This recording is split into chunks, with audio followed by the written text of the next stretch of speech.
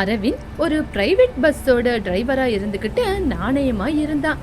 இப்படி அவன் டிரைவர் வேலை செஞ்சுக்கிட்டு அதுல வர கூலியில தன்னோட பொண்டாட்டியான ஹரிதாவுக்கு எந்த ஒரு கஷ்டமும் வராம அவ மூஞ்சில சிரிப்பு இருக்கணும் அப்படின்னு ஆசைப்பட்டான். ஹரிதா கூட புருஷனோட அந்யோன்யமா வாழ்க்கையை நடத்திக்கிட்டு புருஷனுக்கு என்ன தேவையோ அவனுக்கு பிடிச்சதெல்லாம் சமைச்சு கொடுத்துக்கிட்டு இருந்தா.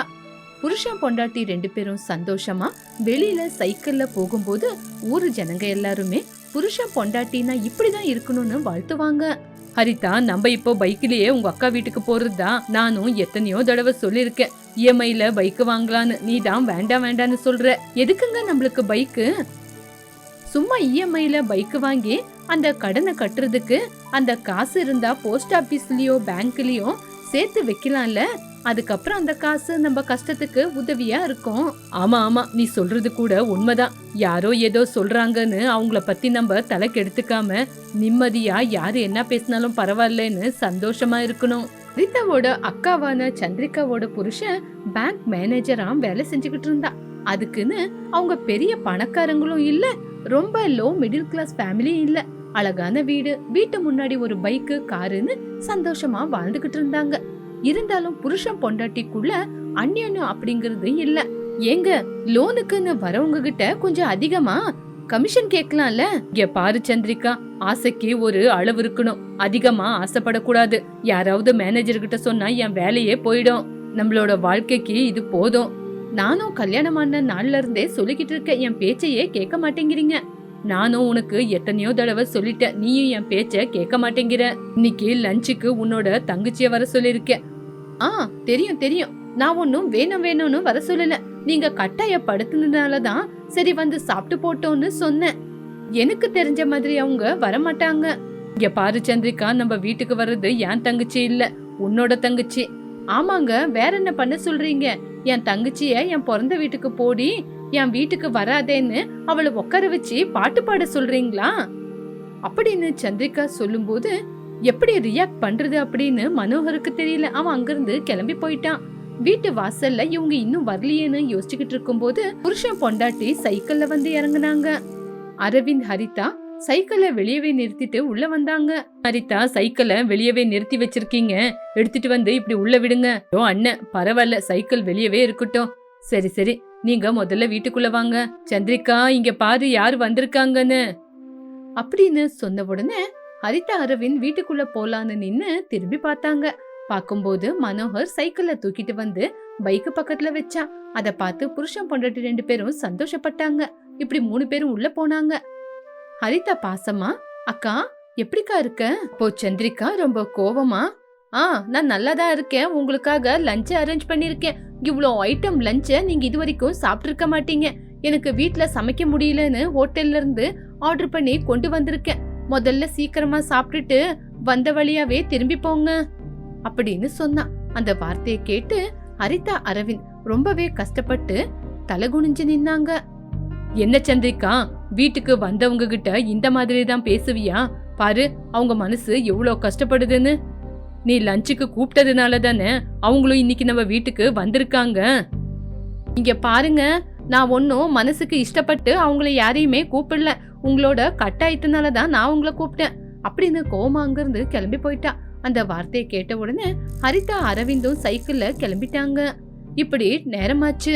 மறுநாள் அரவிந்த் நின்னுகிட்டு இருக்கிற டிராக்டருக்கு பஸ்ஸ கொண்டு போய் மோதிட்டான். அந்த ஆக்சிடென்ட்ல அந்த இடத்துல அரவிந்த் உயிரிழந்துட்டான். வீட்டுல ஹரிதா சாமிக்கு விளக்கேத்தி வச்சு பூஜை பண்ணிக்கிட்டு இருந்தா. அந்த நேரம் பார்த்து ஹரிதா ஏத்தி வச்ச சாமி விளக்கு அமுஞ்சு போச்சு. அட, என்ன இது? விளக்கு இப்படி எப்பவுமே அமையாதே, எனக்கு ஏதோ கெட்டது நடக்க போகுது அப்படின்னு யோசிச்சுக்கிட்டே தன்னோட புருஷனான அரவிந்துக்கு போன் பண்ணா. அப்பதான் அந்த ஆக்சிடென்ட்ல அந்த இடத்துலயே அரவிந்த் இறந்துட்டான். பாடிய போஸ்ட்மார்ட்டத்துக்கு கொண்டு போயிருக்காங்க. விஷயம் தெரிஞ்சே அவ மயக்கம் போட்டு கீழே விழுந்துட்டான். அரவிந்த் ஆக்சிடென்ட்ல செத்து போன விஷயம் மனோகருக்கு தெரிஞ்சு பாடிய வீட்டுக்கு கூட்டிட்டு வந்தான். ஹரிதா அந்த பொணத்து முன்னாடி உக்காந்துக்கிட்டு அழுந்துகிட்டு இருந்தா. அத பார்த்து மனோகரும் கண்ணீர் விட்டுக்கிட்டு இருந்தா. ஆனா பக்கத்துலயே நின்னுகிட்டு இருந்த சந்திரிகா மட்டும் தங்கச்சியோட வாழ்க்கை இவ்ளோ கஷ்டத்துல போதே அப்படின்னு கண்ணீர் விடல. அங்க நிக்கிற ஜனங்க எல்லாருமே பாவம், ஹரிதாவோட புருஷன் இழந்துட்டாரு, இனிமே யாரு இருக்க போறா? இனிமே யார் அவளை பாத்துக்குவா? அவ விதவை அப்படின்னு எல்லாருமே அவளை ஒதுக்கி வைக்கதான் பாப்பாங்க. ஊரு ஜனங்க எல்லாரும் அப்படி பேசுறத பார்த்து ஹரிதா ரொம்பவே கவலைப்பட்டா. அன்னையில இருந்து ஹரிதா அப்படிங்கிற பேரு முன்னாடி விதவை அப்படிங்கிற பட்டம் வந்தது. அவளோட அக்காவான சந்திரிகா அங்கேயே பக்கத்துல நின்னுகிட்டு இருந்தாலும் அத பத்தி கவலையே படாம இருந்தா. ஆனா புருஷனை இழந்த ஹரிதா துக்கத்துல முழுங்கி போயிருந்தா. மனோகர் தான் கடைசி வரைக்கும் எல்லா காரியத்தையும் செஞ்சு முடிச்சான். ஹரிதா அவளோட புருஷன் போட்டோ வச்சுக்கிட்டு கண்ணீர் விட்டுக்கிட்டு இருந்தா. ஹரிதா, என் வீட்டுக்கு வந்துடுறியா? இங்க நீ ஒண்டியா எப்படி இருப்ப?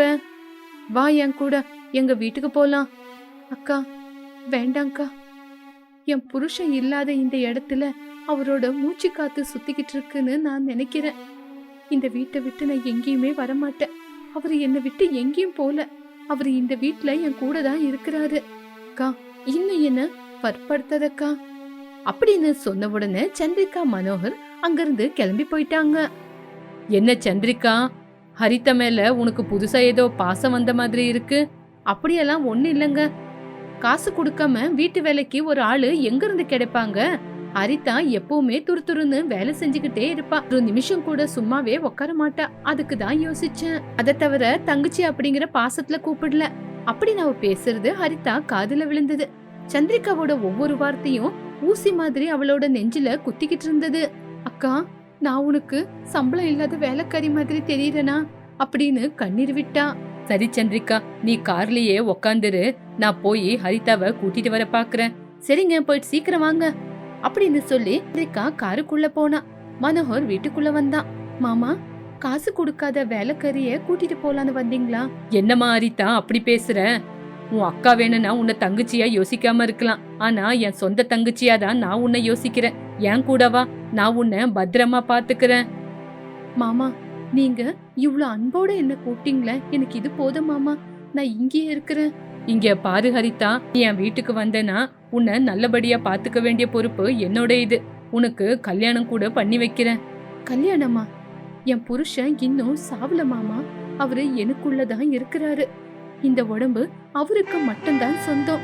இவங்க பேசிக்கிட்டு இருக்கும்போது ஆரன் சத்தம் கேட்டுச்சு. மாமா, அக்கா கூப்பிடுறா பாருங்க.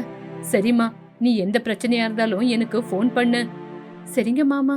மனோகர் கிளம்பிட்டான். என்னவா, அவ வரேன்னு சொன்னாலா? அவ வரமாட்டா. அவளுக்கு வரட்டு கௌரவம் அதிகம். அவ இப்ப மட்டும் இல்ல, சின்ன வயசுல இருந்தே வரட்டு கௌரவம் அவளுக்கு அப்படின்னு சொல்லி காரும் கிளம்பிடுச்சு. இப்படி ஒரு வாரம் போச்சு. பொட்டு இல்லாம அந்த மூஞ்சிய கண்ணாடியில பாக்கவே கஷ்டப்பட்டுக்கிட்டு இருந்தா ஹரிதா. உண்மை இல்லாத மூஞ்ச பாக்குறதுக்கே ஹரிதா வெக்கப்பட்டு நின்னா. என்னோட வாழ்க்கை அரவிந்தோட தொடங்கி அரவிந்த் கூடியே முடிஞ்சு போச்சு அப்படின்னு யோசிச்சா. அதான் ஹரிதா கர்ப்பமா இருக்கிற விஷயம் அவளுக்கு தெரிய வந்துச்சு. இந்த சந்தோஷமான வார்த்தைய உங்ககிட்ட சொல்றதுக்கு இப்ப நீங்க என் கூட இல்லங்க.